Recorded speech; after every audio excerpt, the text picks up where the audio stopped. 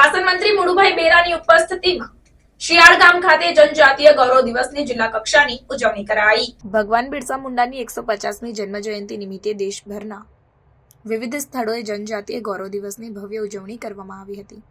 જે અન્વયે બાવળા તાલુકાના શિયાળ ગામ ખાતે અમદાવાદ જિલ્લા કક્ષાની ઉજવણી કરવામાં આવી હતી।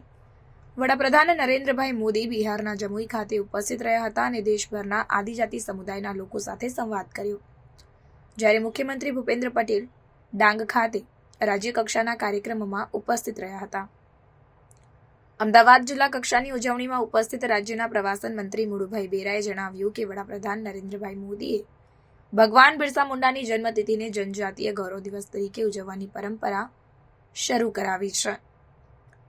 મંત્રીએ કહ્યું કે વડાપ્રધાન નરેન્દ્રભાઈ મોદીએ ગુજરાતના મુખ્યમંત્રી તરીકે ઉમરગામથી અંબાજી સુધીના વિસ્તારોમાં આદિવાસીઓના ઉત્કર્ષ માટે અનેક વિકાસ કાર્યો અને યોજનાઓનો પ્રારંભ કરાવ્યો હતો। આદિવાસી પરિવારોના કલ્યાણ માટે વડાપ્રધાન દ્વારા શરૂ કરાયેલી વનબંધુ કલ્યાણ યોજના જેવી અનેક પહેલ અને યોજનાઓ થકી જ આદિવાસી સમાજને विकासના મુખ્ય પ્રવાહમાં જોડવામાં સફળતા મળી છે। खबरों के लिए चैनल को सब्सक्राइब कीजिए। खबरों का नोटिफिकेशन पाने के लिए बेल आइकॉन को जरूर दबाएं।